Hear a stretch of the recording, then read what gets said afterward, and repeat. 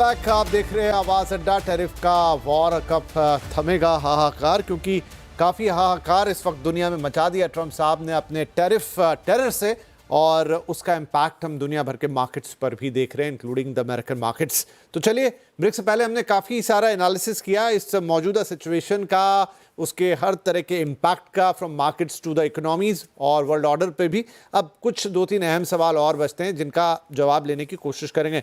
शुभमय साहब, जैसा मैंने कहा कि एक बहुत बड़ी चर्चा अब चल निकली है कि क्या हम एक ग्लोबल रिसेशन की तरफ जा रहे हैं। क्या वाकई में इस तरह के साइंस दिख रहे हैं कि ग्लोबल रिसेशन की तरफ हम बढ़ रहे हैं? और अगर ऐसा है तो क्या हमें बहुत ज़्यादा चिंता करने की ज़रूरत है? क्या कहेंगे?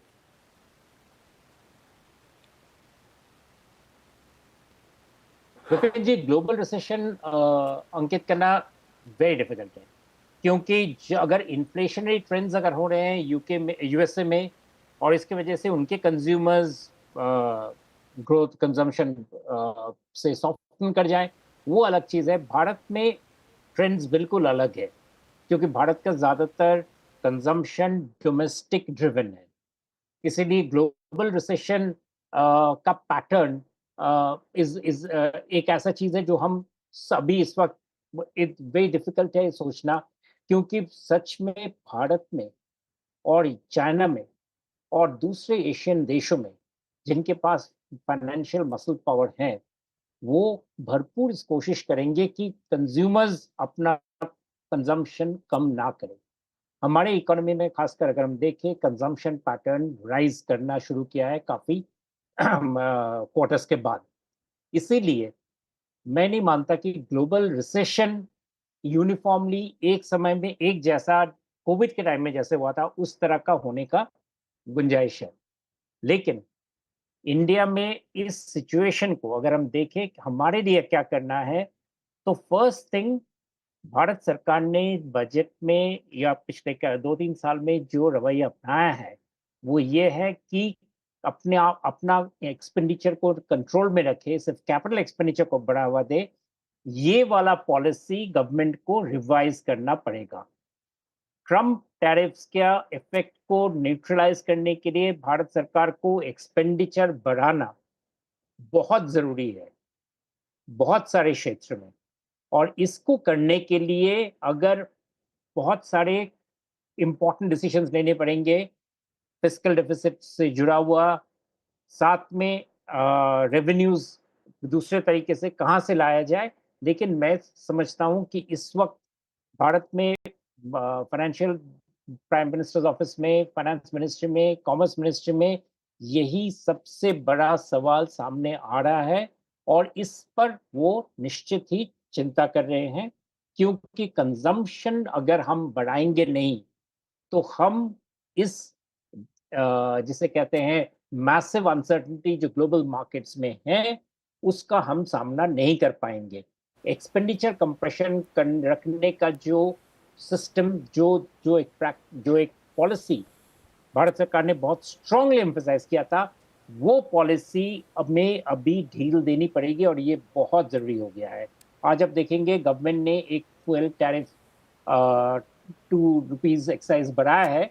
कंज्यूमर्स पे कोई इफेक्ट नहीं आएगा, बट ये काफी सिग्निफिकेंट है कि गवर्नमेंट अपना टैक्स कलेक्शंस, अपना रिसोर्सेज बढ़ा रहे हैं, क्योंकि गवर्नमेंट में क्लैरिटी आ रही है कि हमें अगर ट्रम्प टैरिफ से डील करने में, this is what we need to do.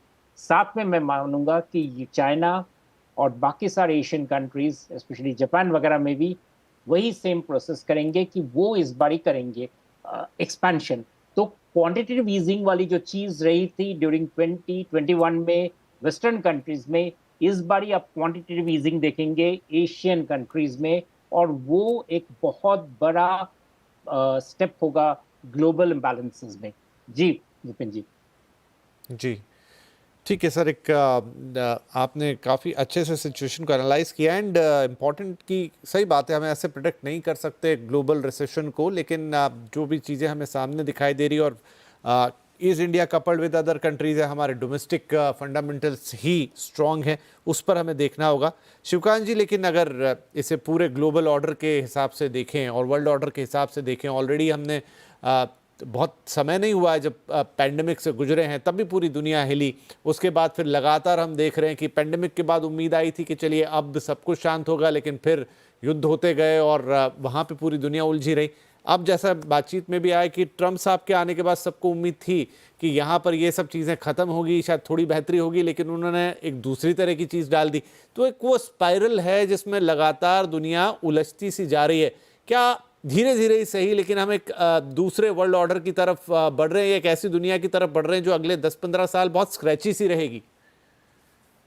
World order है ही कहाँ। देखिए, वर्ल्ड ऑर्डर जो था उसको तो तोड़ दिया। जहां तक व्यापार की बात है, व्यापार के वर्ल्ड ऑर्डर को ट्रम्प कह चुके हैं तोड़ना चाहते हैं, और उन्होंने एक तरह से तोड़ दिया है। तो गया। हम कुछ देर पहले रिसेशन की यानी मंदी की बात कर रहे थे। इतिहास में अगर झांकें तो दो 1929 1928 में अमेरिका ने संरक्षण की इस तरह की दीवार खड़ी करने की कोशिश की थी। 1930 में क्या हुआ आप सब जानते हैं। सबसे भयंकर इतिहास की मंदी आई। 1970-71 में निक्सन ने एक बार फिर इस तरह की संरक्षणवादी दीवारें खड़ी करने की कोशिश की थी। 1973 से 75 में एक बार फिर भयंकर मंदी आई। क्यों है ये सब? क्योंकि अमेरिका, आप चाहें न चाहें, लेकिन दुनिया की 26% अर्थव्यवस्था तो अमेरिका ही है। तो अगर अमेरिका संरक्षण वाली दीवारें खड़ी करता है तो विश्व व्यापार में इससे रुकावट आती है। और आपको आर्थिक विकास के लिए दो तीन चीजें चाहिए। एक तो आपका डोमेस्टिक कंजम्पशन, जिसकी कि शुभमय जी ने बात की, वो बढ़ते रहना चाहिए, और दूसरा व्यापार में रुकावट नहीं आनी चाहिए। तो व्यापार में तो रुकावट आ रही है। जहां तक जो आपका घरेलू कंजम्पशन है, घरेलू जो उपभोग है, वो कम होगा कि नहीं होगा। अब अगर आप इस तरह के नीरो टाइप के फैसले लेंगे जिससे एक एक दिन में आपके पेंशन के 10%, 20%, 30% पैसे उड़ जाएंगे, तो खर्च करने वाला 4 बार सोचेगा ना कि मैं कुछ खरीदने जाऊं कि नहीं जाऊं। और अगर वो 4 बार सोच के खरीदने जाएगा, तो जो निवेश करने वाला है, जो निर्माता है, वो तो 50 बार सोचेगा कि मैं बनाऊं कि न बनाऊं। और आगे जो है वो रिसर्च एंड डेवलपमेंट में खर्च करूं ना करूं, एक्सपेंशन में खर्च करूं ना करूं। तो ये सारी चीजें जब धीमी पड़ती है तो मंदी तो आती है। तो मंदी के तो सारे आसार इन्होंने तैयार कर दिए हैं। अब अगर मंदी नहीं आती है तो उसका कारण यही हो सकता है कि एशिया में किसी तरह से हम जो है वो कैपिटल एक्सपेंशन और खर्चा बढ़ाएं। क्योंकि यूरोप की अगर बात करें, जापान की बात करें, तो उनका कर्ज का लेवल इतना बढ़ चुका है कि वो चाह करके भी एक सीमा से ज्यादा अपना इकोनॉमिक एक्सपेंशन नहीं कर पाएंगे, वो अपना खर्चा नहीं बढ़ा पाएंगे। वो तो डिफेंस में खर्चा बढ़ाने के लिए रो रहे थे, अभी आपने जो है वो उनके व्यापार पेट पे लात मार दी, तो अब तो वो दोनों काम नहीं कर पाएंगे। तो यूरोप जो है वो दुनिया का अभी भी सबसे बड़ा व्यापार, अगर आप व्यापार की बात करें तो सबसे बड़ा हिस्सा यूरोपियन यूनियन है। उसके बाद चाइना का नंबर आता है, तीसरा नंबर अमेरिका का आता है। तो ये दो ब्लॉक जो है, दूसरे ब्लॉक से आप झगड़ा कर रहे हैं चाइना से, और जो यूरोपियन यूनियन है उससे जो है उसको आपने वैसे डिसरप्ट कर दिया। तो अगर व्यापार में ये दोनों ब्लॉक अगर रुक जाते हैं तो उसके बाद व्यापार की गाड़ी वो चल नहीं सकती ना। इसलिए मुझे लगता है कि मंदी का खतरा बढ़ रहा है। इसीलिए गोल्डमैन सैक्स ने जो मंदी के आसार हैं उसको 45% बढ़ा के कर दिया है। तो जब भविष्यवाणी करने वाले जो है वो 45% पे पहुंच जाते हैं, समझ लीजिए कि वो आधा आधा खतरा है।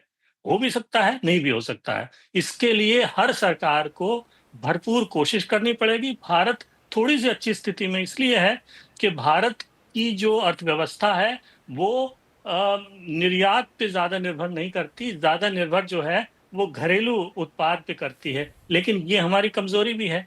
अगर हमें इस अवस्था से आगे बढ़ना है, अगर हमें आर्थिक स्थिति सुधारनी है, तो हमें माल बाहर बेचना होगा। दुनिया में इतिहास में ऐसा कोई देश नहीं हुआ है जो अपने यहाँ उत्पादन करके अमीर बना हो। अमीर बनने के लिए हमेशा आपको अपना माल दूसरे देशों में बेचना पड़ता है, उनकी पूंजी अपने पास लानी पड़ती है, उस पूंजी का आप इस्तेमाल करते हैं और उससे आपका विकास होता है। चीन ने ये किया, जापान ने ये किया, जर्मनी ने ये किया। मैं दुनिया भर के आप उदाहरण गिना सकता हूँ। भारत कोई नया नवेला नहीं है कि बिना किए बन जाएगा। इसलिए भारत के सामने सबसे बड़ी चुनौती ये खड़ी हो गई है कि इस तरह से अंतर्राष्ट्रीय व्यापार में जिस तरह की रुकावट आ गई है, इसके चलते अब वो अपना अपना व्यापार फैलाएगा कैसे?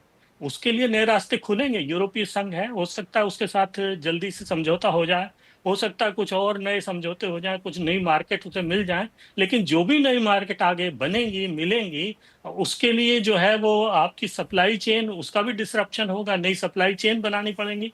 तो ये बहुत बड़ी रुकावट, बहुत बड़ा सिरदर्द खड़ा कर दिया सबके लिए ट्रंप ने, और भारत के लिए भी कोई बहुत आसान रास्ता नहीं है। तो स्वस्ति कह रहे हैं शिवकांत जी, भारत के लिए आसान रास्ता यहाँ से है नहीं, बहुत सारी मशक्कत करनी होगी। अब ऐसे में भारत की आर्थिक, कूटनीतिक, सामरिक भी कह लूँ एक हद तक, क्योंकि उन सब चीज़ों से आप कहीं उलझते रहते हैं, कभी चीन, कभी पाकिस्तान, ये सब बना रहता है। तो क्या यहाँ से एक पॉलिसी होनी चाहिए? देखिए, यहाँ पे जो बातें हो रही हैं उसमें मैं देख रही थी कि किस तरह से भारत की 1.5 बिलियन पॉपुलेशन को के बारे में कंजम्पशन लेड इकोनॉमी को लेकर भारत की स्ट्रेंथ बताया जा रहा था। मेरा इससे विचार जो है वो अलग है। देखिए, भारत का जो मैन्युफैक्चरिंग है वो हमारी दुखती रख है, वो हमारा वीक स्पॉट है, वल्नरेबल स्पॉट है। और उस मैन्युफैक्चरिंग, अभी भी दुनिया का जो मैन्युफैक्चरिंग हब है, जो फैक्ट्री है, वो चाइना है। और हो ये रहा है कि जो वेस्ट की डी रिस्किंग सो कॉल्ड हो रही है, अभी आप डोनाल्ड ट्रंप को जाने दीजिए, ये तो वैसे भी एक तरीके का, आपको मैंने जैसे हम सब लोग कह रहे हैं कि ये तो नी जर्क रिएक्शन है, लेकिन लॉन्ग टर्म अगर आप व्यू देखते हैं तो भारत का जो सबसे बड़ा प्रॉब्लम है वो ये है कि हम मैन्युफैक्चरिंग हब नहीं बन पा रहे हैं। और इसके लिए हमने अपने सारे एफटीएस रोक दिए थे। आप एफटीए की बात कर रहे हैं कि ट्रेड डील कर लेंगे, अरे इतनी ट्रेड डील तो करी, सारे जो हमारा जो एफटीए है उसका यूटिलाइजेशन लो है। हमारे we suffer from a systemic low FTA utilisation. ठीक है, ये तो इसको हम कैसे ठीक करेंगे? इसमें हमें अपनी मैन्युफैक्चरिंग कहाँ से आएगी? मैन्युफैक्चरिंग के अगर आप डेटा उठा के देखें तो 2024 के ही फर्स्ट क्वार्टर, सेकंड क्वार्टर में और थर्ड क्वार्टर का जो कंपैरिजन है, as a proportion to our GDP, manufacturing का जो प्रतिशत है वो घट गया है। तो मैन्युफैक्चरिंग के लिए हमें एफडीआई चाहिए। भारत एफडीआई आ नहीं रहा है। जो पैसा चाइना नहीं जा रहा था डी रिस्किंग के नाम पे, वो भारत ना जाकर वियतनाम और सिंगापुर जा रहा था। और भारत क्यों नहीं आ रहा है? इसलिए थोड़ी कि भारत से लोगों को कोई नाराजगी है, क्योंकि हमारा जो इंटरनल सिस्टम है वो इन्वेस्टमेंट फ्रेंडली नहीं है। क्योंकि WTO फेल कर चुका है, डिस्प्यूट सेटलमेंट मैकेनिज्म नहीं है, मल्टीलैटरलिज्म डेड हो चुका है। इस वजह से बायलैटरल इन्वेस्टमेंट गारंटीज हमें देनी पड़ेंगी, वो हम देने के लिए तैयार नहीं है, क्योंकि उसके लिए फिर हमें कहीं ना कहीं हमें उनके साथ एफटीए करना पड़ेगा, अपना मार्केट एक्सेस खोलना पड़ेगा। और अभी हम अमेरिका को प्रोटेक्शनिस्ट होने के लिए कह रहे हैं, हम खुद सबसे बड़े प्रोटेक्शनिस्ट हैं। तो बात यहाँ पर यह है कि अगर भारत की बात आती है तो जो अभी हमें जो डी-रिस्किंग दिख रही है कि हम बहुत एक्सपोर्ट कर रहे हैं वेस्ट को, और चाहे वो यूरोपियन यूनियन हो, चाहे यूके हो, चाहे यूएसए हो, तभी तो हमारा ट्रेड सरप्लस है ना फिर इन कंट्रीज के साथ, जिसपे अभी अमेरिका ने तलवार चलाई है। ये जो है, जितना हम एक्सपोर्ट कर रहे हैं वेस्ट को, उसी प्रपोर्शन में हम इंपोर्ट ज्यादा कर रहे हैं चाइना से, क्योंकि हमारी क्रिटिकल डिपेंडेंसी चाइना पे बनी हुई है। तो कहने का मतलब ये है कि अगर आप, मतलब अगर हम दुनिया में जो हम लोग यहाँ बैठ के चर्चा कर रहे हैं, अगर हम डी रिस्किंग को लेकर सीरियस हैं, भारत की इकोनॉमी को कंजम्पशन लेड से मैन्युफैक्चरिंग भी अगर हम उसमें लाने में सीरियस हैं, तो हमारे को बेसिकली इंटरनल रिफॉर्म करना पड़ेगा। ऐसे हमें पाथवेज क्रिएट करने पड़ेंगे जिससे कि एफडीआई आए। आपको क्या पता है कि 2023-24 फाइनेंशियल ईयर में we earned more from remittances than we earned from FDI. FDI हमारे देश में आई 70 से 75 बिलियन डॉलर, रेमिटेंसेस हमारे देश में आए 125 बिलियन डॉलर, और अमेरिका जो है वो उभरा है सबसे बड़े रेमिटेंसेस के सोर्स के रूप में। तो इस तरह के जो समीकरण है उससे हम लॉन्ग गेम नहीं खेल सकते, हम एम्बेडेड नहीं हो सकते ग्लोबल सप्लाई चेन्स में। ठीक है, हम 1.5 बिलियन लोग हैं, लेकिन उसका हम पूरी तरह से, और इसीलिए हम इतने वल्नरेबल हो जाते हैं। जैसे कि अमेरिका जैसा देश अगर ऐसा नीजर्क रिएक्शन करता है तो फिर हमारे सामने एक प्रॉब्लम आ जाती है, क्योंकि अब ऐसे में अपने आप को बैलेंस करने के लिए फिर हमको अब आप कैसे, अब यूरोपियन यूनियन के साथ जो हम एफटीए कर रहे हैं तो वहां पे भी तो जो मामला है वो प्रोटेक्शनिज्म को लेकर ही फंसा है ना कहीं, तो खोलना पड़ेगा ना हमें। अमेरिका हमसे जबरदस्ती करके खुलवाएगा तो फिर हमें यूरोपियन यूनियन के लिए भी खोलना पड़ेगा। यूके भी तो यही कह रहा है कि हमें मार्केट एक्सेस दीजिए। नॉन ईयू जो कंट्रीज के साथ हमने एफटीए किया है वहां पे तो मार्केट एक्सेस की बात है। तो जितने भी तरीके से हम इस बात को एक्सप्लेन करें विपिन जी, जितने भी तरीके से हम देखें, लेकिन अल्टीमेटली जो इसका रास्ता है वो इंटरनल रिफॉर्म से ही आएगा। आप एग्रीकल्चर रिफॉर्म चाहिए, हमें लेबर रिफॉर्म चाहिए, हमें अपने इन्वेस्टमेंट जो इकोसिस्टम है उसे बिजनेस फ्रेंडली बनाना है, उसके लिए हमें बायलैटरल इन्वेस्टमेंट गारंटीज देनी पड़ेंगी और तभी बात आगे बढ़ेगी, वरना जो अभी हो रहा है वही होगा। इसीलिए हम चुप्पी साध के बैठे। जी चलिए, क्योंकि काफ़ी बड़ी वृहद और गहरी चर्चा और इस बीच लगातार डेवलपमेंट्स भी हो रहे हैं, उसी बहाने हमने ये भी देखा कि इंटरनली हमें क्या करने की ज़रूरत है। स्वस्ति ने काफ़ी इन डिटेल बातचीत अभी की कि किस तरीके से हम अपने एक मैन्युफैक्चरिंग को बूस्ट करना चाहते हैं। बीच में चाइना प्लस वन की भी बात चली थी, जिसमें काफ़ी चीज़ें हिंदुस्तान की तरफ मुड़ी थी, लेकिन लगता है वो चीज़ भी अभी पटरी पर उतनी पहुंची नहीं। अब थोड़ा उसका मामला कम होता हुआ दिख रहा है, मतलब कोई क्लैरिटी उस पर दिखाई नहीं देती कि वो चाइना प्लस वन की थ्योरी हम कितना सक्सेसफुल होता हुआ देख रहे हैं। बहरहाल बहुत सारी चीज़ें हैं जो हमारे देश में हैं, जो हम ठीक करेंगे वक्त के साथ। वो चीज़ें हैं, काफ़ी प्रयास हो रहे हैं, लेकिन अभी जैसा शिवकांत जी ने कहा था कि एटम बॉम्ब फोड़ दिया है ट्रम्प साहब ने, तो जब वो बॉम्ब फूटा है तो उसके तुरंत रिएक्शंस भी होंगे, वो उसके विस्फोट के जो अणु हैं वो भी सबको झेलने पड़ेंगे। तो अभी वो झेल रहे हैं, अब आगे ट्रम्प और क्या क्या चीज़ दिखा देंगे, कैसे ये सब कुछ सेट होगा। क्या जो सुनील जी ने कहा है कि वो उनका जो कोट पढ़ के बताया था कि ये उनका एक तरीका है या उनका एक पुराना थ्योरी है कि थोड़ा सा पहले मरोड़ दो और फिर उसके बाद सेटल कर लो, क्या वैसा कुछ होने वाला, ये तो थोड़ा सा अनफोल्ड होता हुआ नज़र आएगा। लेकिन जहाँ तक मार्केट्स की बात है, अभी शायद हमें डोमेस्टिकली उसे देखना होगा। बाकी चीज़ें भी हैं, लेकिन आगे आरबीआई का पॉलिसी, हमारे रिजल्ट, तमाम चीज़ें हैं, वो कितना ऑप्टिमिस्टिक है नहीं अलग बात है, लेकिन नज़र तो आपको उस पर रखनी पड़ेगी। आई होप कि शायद यहाँ से चीज़ें सेटल होती हुई नज़र आए। मार्केट्स को जितना डेंट देखना था उन्होंने देख लिया हो, आगे सेटल हो या फिर कुछ और ट्रम्प के पिटारे से निकल जाए तो किसी को नहीं पता। तो अनिश्चितता एक बड़ा बज़ वर्ड है। इसके साथ ही मुझे कार्यक्रम समाप्त करना होगा, क्योंकि शुरुआत भी वहीं से हुई थी, एक खबर आई फिर आगे आई फिर पीछे गई। लेकिन फिलहाल आप सभी मेहमानों का बहुत बहुत धन्यवाद, और फिर शायद कोई और खबर आ जाएगी जिस पर हम साथ में बैठेंगे और चर्चा कर रहे होंगे। लेकिन फिलहाल के लिए बहुत शुक्रिया, नमस्कार।